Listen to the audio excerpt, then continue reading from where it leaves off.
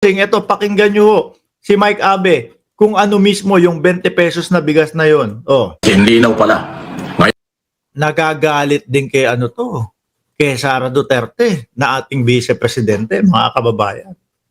Visit din ho siya sa ating vice-presidente. Pakinggan nyo ho si Mike Abe. Talangka. Anay ng lipunan. Naku, Kasi linaw pala. Ngayon nabibili ng 33 pesos per kilo. ayun. Sino siya sabihin niyang anay ng lipunan?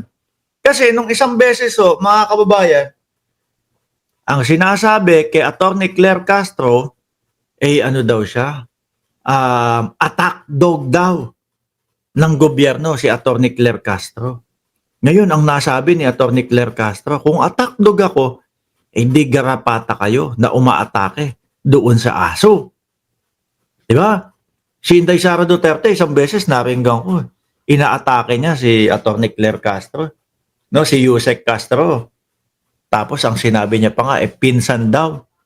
Magpinsan daw si Attorney Claire Castro at si Castro na nasa Kongreso, mga kababayan. Fake news ho yun walang katotohanan ho yun. Oh. Game. Utak talangka. Uy. Anay ng lipunan. Kasi linaw pala. Ngayon nabibili ng 33 pesos per kilo. Yun ang gagawin 20. So magpapalugi.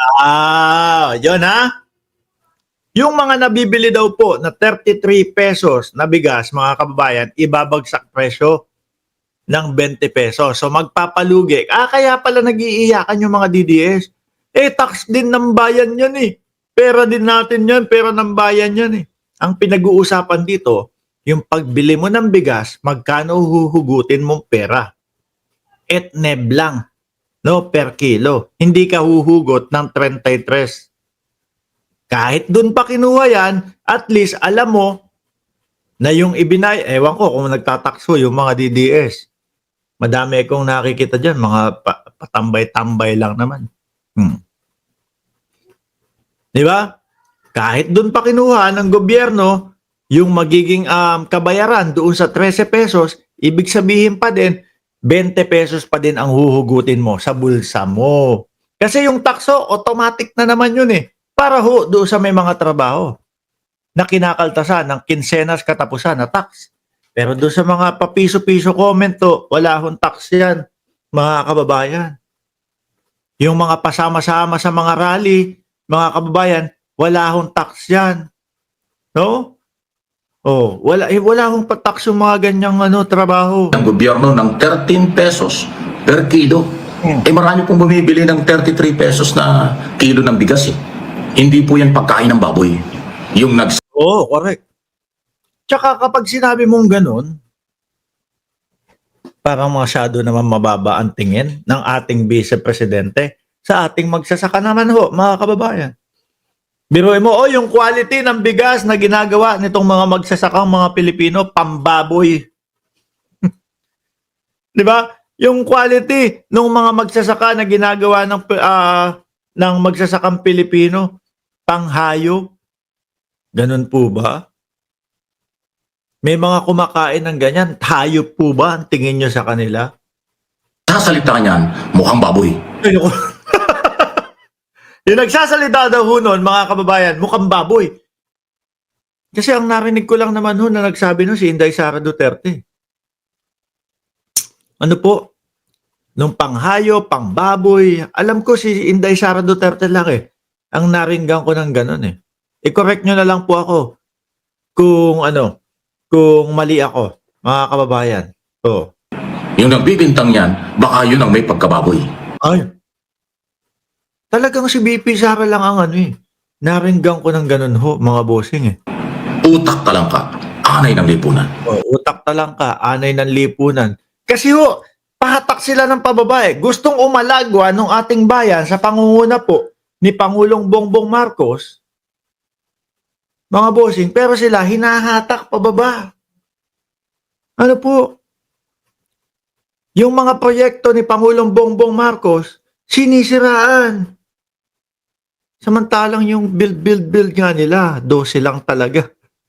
12. Sabi ni Alexander the Great kanina, Mark, 12. No? Bumagsak yung isa, 11 na lang. Tama naman po yung sinabi ni Castro. Joseph Castro. Programa ito ng gobyerno para isalba ang Si BP Sara, parte ng gobyerno yan. Di ho ba? Si BP Sara, parte ho ng gobyerno yan. Tapos sa kanya pa nag-uumpisa yung gano'n. Ano yun? Anong klaseng paggugobyerno yun? mahihirap na Pilipino at nangangailangan. Bakit ginaganyan nila? Kino-question pa kung bakit sa Visayas. Yun doon nga maraming stock eh. Na ang NFA ang Yun pala, doon madami ang stock. No? So doon talaga mag-uumpisa. Tapos hanggang sa dumami na din ang stock ng Luzon at ng Mindanao. gagawa ng paraan sa pakipagtulungan ng mga gobernador. Nag-agree po ang mga gobernador sa Visayas region. Yun naman pala. Kasi si Inday Sara Duterte, ewan ko kung bakit ibang klase talaga mag-isip si BP. Ano? Kasi sabi, ewan ko kung bakit nag-meeting yung mga gobernador dito. Baka kulang sila o nangangailangan sila ng boto dito. Baka mababa ang boto nila. Kaya ang ginawa, inilabas yung 20 pesos na bigas bago mag-eleksyon. Tapos pinag-meeting-meeting pa yung mga gobernador para matulungan sa boto. Ay Diyos ko, iba talaga si BP Sara. Yun naman pala ang pinagmimitingan, ang pag-agree ng mga gobernador sa pagtulong para magkaroon o maibaba ang presyo ng 20 pesos na bigas. Nag-iiyakan ho kasi sila. Kasi mababawasan na naman daw po yung iko-komento nila. Di ba, FF? Biruin mo, papasok dito sa live natin. Oy, 20 pesos na bigas, Mark Ramos, ganito, ganyan. Yun, tapos, dahil meron na ho, hindi na nila maiko-komento yan. Mababawasan na naman yung iko-komento nila.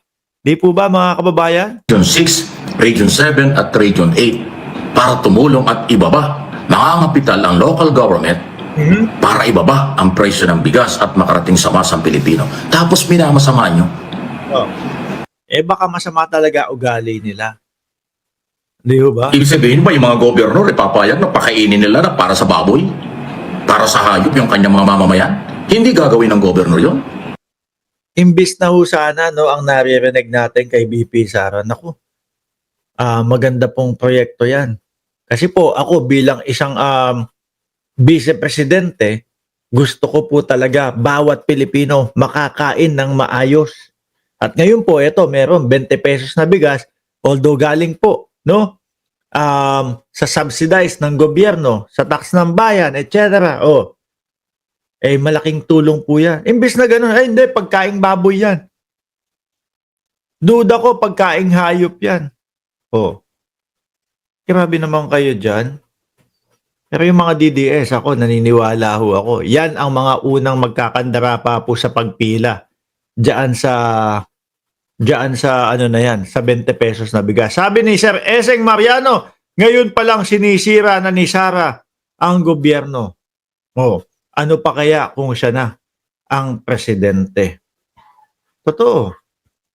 At hindi yung gagawin ng national government. Bakit ganyan ang bintang ni Sara Duterte?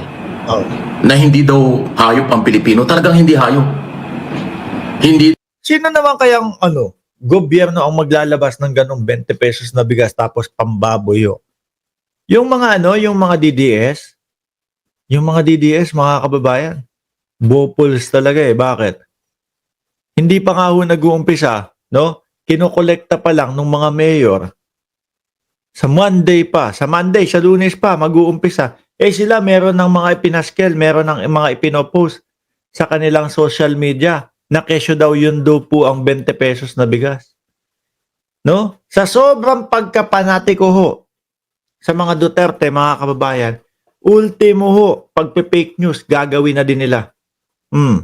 Daw dapat pinapakain ng para sa hayop ang mga Pilipino. Anong klaseng utak yan? Talagang utak talangka, no? Vice President-elect, abogada?